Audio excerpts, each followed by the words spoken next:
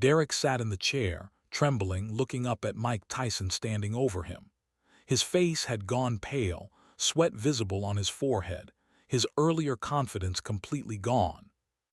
2 minutes earlier, Derek had called Mike Tyson a cheater in front of everyone, accused him of dealing from the bottom of the deck, and then put his hands on him. Now he understood his mistake. Now, to understand how a simple card game turned into four men holding Mike Tyson back, we need to go back to the start of that afternoon. It was mid-1993, deep into Mike Tyson's prison sentence. By then he had built simple routines to survive the days.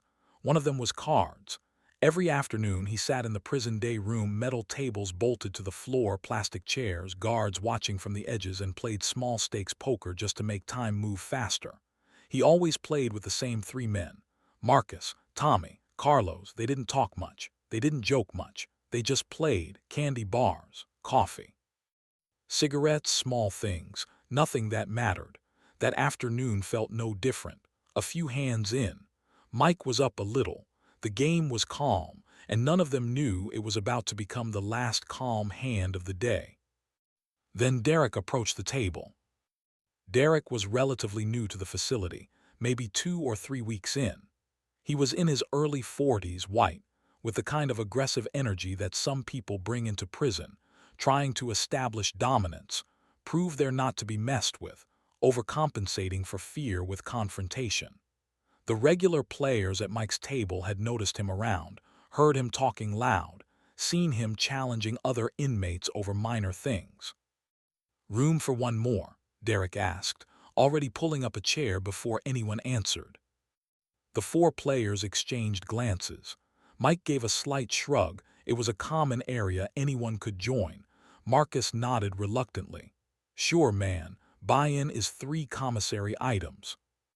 Derek sat down, tossing some items onto the table, a couple of candy bars and a pack of cookies. "Let's play." The dynamic changed immediately.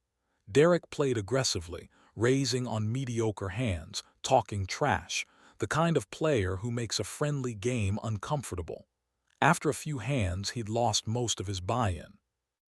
"Deal me in again," Derek said, adding more items to the pot. Another few hands. Mike won one with a legitimate full house. The cards just came his way. Derek threw his cards down in frustration. "Man, you're running hot today, Tyson." "Just cards," Mike said simply, collecting his winnings. "Yeah," Derek said, but there was an edge in his voice. "Just cards." The game continued. Derek kept losing, his aggression growing with each hand. Mike won another, not because of any skill, just because the cards fell that way. Poker is like that sometimes. Derek leaned back, studying Mike with open suspicion. "You're real lucky today." "Sometimes it goes that way," Marcus interjected, trying to keep things light. "Tomorrow it'll be someone else." "Maybe," Derek said, not taking his eyes off Mike. The next hand was dealt. Mike looked at his cards, a decent hand, 2 pairs. The betting went around. Derek raised aggressively despite having what everyone at the table could tell was probably nothing. Mike called, so did Marcus. The final cards came out. Mike's 2 pairs held up. He showed his hand. Derek threw his cards face down, then suddenly slammed his fist on the table. "Bullshit." The entire day room went quiet. Nearby tables stopped their conversations. Everyone turned to look. "You're cheating," Derek stood up, pointing at Mike. "I fucking saw you, you're dealing from the bottom." Mike set his cards down slowly, his expression calm but his jaw tight. "What did you just say?" "You heard me," Derek said, his voice rising. "You're a fucking cheater. Nobody wins that many hands unless they're cheating." Marcus stood up quickly. "Derek, man, nobody's cheating here. Mike's been playing straight all afternoon. You're just having bad luck." "Bad luck?" Derek laughed harshly. "This is bullshit. He's dealing dirty." Tommy tried next, his voice calm. "Derek, you need to calm down. It's just a game. Sometimes you lose." "I'm not losing because of cards," Derek shot back. "I'm losing because he's cheating."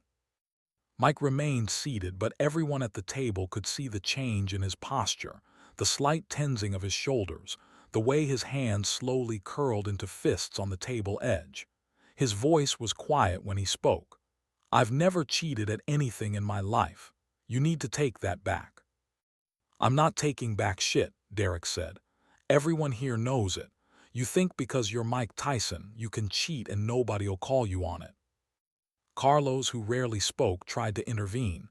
"Man, just drop it. Nobody cheated. Let's just end the game." But Derek was too far gone, his ego wounded by losing, his judgment clouded by anger. He reached across the table and swept his arm across the surface, sending cards, candy bars, and commissary items scattering to the floor. "Fuck this game, and fuck you, Tyson." Then he stepped around the table and shoved Mike in the chest with both hands. It wasn't a hard shove, more confrontational than violent, but it was physical contact, a line crossed. And everyone at that table, everyone who'd been watching, knew what was about to happen. Mike exploded out of his chair with terrifying speed. In one motion he was standing, moving toward Derek with an intensity that made the air feel electric. His face showed controlled fury, the kind of anger that's more dangerous because it's focused. Derek's eyes went wide as he realized what he'd done, but it was too late to take it back. "Mike, don't!" Marcus shouted, immediately moving between them. Tommy grabbed Mike's arm. Carlos got the other arm. Another inmate from a nearby table, recognizing the situation, rushed over to help. Within seconds, 4 or 5 men were holding Mike back, their hands on his shoulders, arms, chest, trying to keep him from getting to Derek. Mike was still moving forward, the men holding him struggling to maintain their grip. He wasn't trying to break free violently, but his forward momentum was difficult to stop. "Let me go," he said, his voice tight with anger. "Mike, the guards are watching," Marcus said urgently. "Not worth it, man. You'll get solitary, not worth it." "He put his hands on me," Mike said, still trying to move forward. "Called me a cheater in front of everyone." Derek had backed up several steps, his bravado completely gone. His face showed he understood the situation. He'd provoked Mike Tyson in a confined space with limited guard intervention, and now the consequences were very real. "Mike, please," Tommy said. "Just breathe. We all know you weren't cheating. Everyone here knows it. Don't give them a reason to put you in the hole." Mike stopped pushing forward. His breathing was heavy, controlled. He looked at Derek, who was now pressed against the wall several feet away, and then at the men holding him. "Okay," Mike said, his voice still tight but calmer. "Okay, I'm good." "You sure?" Marcus asked, not letting go yet. "Yeah, I'm calm. Let me go." The men holding him exchanged glances, uncertain. Slowly, they released their grip, ready to grab him again if needed. Mike straightened his shirt, rolled his shoulders, and took a deep breath. He looked at Derek, who was still against the wall, watching nervously.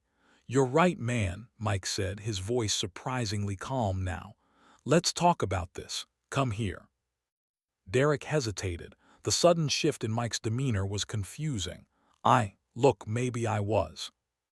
"Come here," Mike repeated, taking a step forward. "Let's settle this like men, talk it out." Derek, perhaps thinking that Mike had actually calmed down, or perhaps too proud to show continued fear, took a tentative step away from the wall. "I just think." Mike moved with the same explosive speed he'd shown before, but this time with complete control. His hands shot out and grabbed Derek's collar with both fists, gripping the orange prison shirt tightly. Before Derek could react, Mike lifted him, not completely off the ground, but enough that Derek's heels left the floor, enough that Derek suddenly understood the vast difference in their physical capabilities. The men who'd been holding Mike moved to intervene again, but Mike had already done what he intended. He carried Derek the few steps to the chair Derek had been sitting in and forcefully sat him down, the chair scraping backward from the impact. Derek landed hard in the seat, Mike's hands still gripping his collar, Mike leaning over him, their faces close. "Next time you lose," Mike said, his voice quiet but carrying to everyone watching. "Don't blame others for your shitty cards." Derek couldn't speak, just nodded rapidly. "You called me a cheater," Mike continued. "In front of everyone here, you accused me of something I didn't do. You put your hands on me." "I'm sorry," Derek managed to say, his voice barely a whisper. "I was wrong, I'm sorry." "Learn to lose with dignity," Mike said. "Learn to take responsibility for your own failures instead of accusing others." He released Derek's collar and stepped back. Derek stayed in the chair, trembling, sweat running down his face despite the cool temperature of the day room.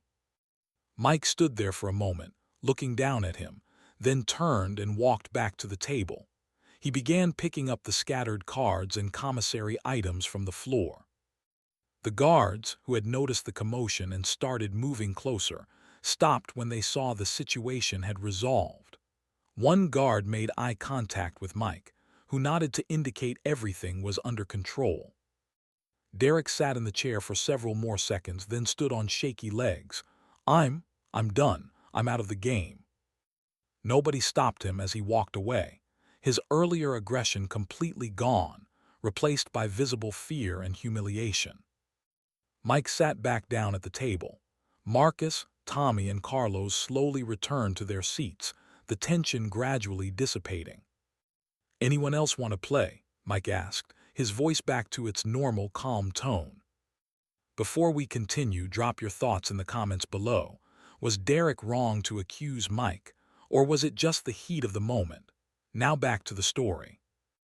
They reorganized the cards and commissary items. Another inmate from a nearby table who'd been watching came over. "Mind if I take that empty seat?" "Sure," Mike said. "Buy-in is 3 items." The game resumed, though with a different energy now. Everyone was more careful, more respectful. The new player treated Mike with obvious deference, and the conversation stayed light and neutral. Derek didn't return to that table. Over the following days, word spread about what had happened. How Derek had accused Mike of cheating, how he'd shoved him, how Mike had been held back by 4 inmates, and how Mike had ended it by sitting Derek down and giving him a lesson in respect. The story took on different versions as it spread through the facility. Some said Mike had lifted Derek completely off the ground. Others said Derek had been crying. The details varied, but the core remained consistent. Derek had challenged Mike Tyson over a card game, and it hadn't gone well for Derek. Mike continued playing cards with his regular group, and the games remained friendly and fair. Nobody ever accused him of cheating again. In fact, inmates who didn't know him well would sometimes lose hands to him and immediately clarify, "Good hand, man, fair game," just to make sure there was no misunderstanding. Derek kept his distance after that. He didn't leave the facility. He still had time to serve, but he stayed in different areas during free time, found different activities, avoided any situation where he might cross paths with Mike. One of the guards who'd witnessed the incident later told a colleague, "Tyson could have destroyed that guy, could have put him in the infirmary, but he didn't. He just made his point and walked away. That takes more discipline than throwing a punch." In later years, when Mike reflected on his time in prison and the various confrontations that arose, he'd talk about the importance of restraint. In prison, every situation can escalate quickly. Someone disrespects you, and if you respond with full force, you end up in solitary or with more time added to your sentence. You have to learn to make your point without crossing the line that gets you punished. He'd pause, then add, "But you also can't let people walk over you. You can't let someone call you a cheater, put their hands on you, and do nothing. There's a middle ground, making your point clearly, showing you're not to be messed with, but doing it in a way that doesn't destroy your own situation. That's what I learned in there. Control your response, but make it count." Mike Tyson was playing cards in prison when someone accused him of cheating and shoved him. 4 inmates had to hold Mike back, struggling to keep him from responding. When Mike finally calmed down and said he was okay, everyone thought the situation was over. But Mike hadn't calmed down. He just changed his approach. Instead of violence, he grabbed the man by his collar, sat him down in a chair, and taught him a lesson about respect and taking responsibility for your own failures. The real story wasn't about a fight that almost happened. It was about discipline, about knowing when to use physical power and when to use presence and words. Derek learned in one moment what Mike had spent years mastering. Sometimes the most powerful response isn't the violent one. It's the controlled one that makes your point while staying within the lines that keep you free. And for everyone watching in that day room, the message was clear. You don't accuse Mike Tyson of cheating, you don't put your hands on him, and you don't mistake his restraint for weakness. Because when Mike Tyson teaches you a lesson, you remember it for the rest of your sentence.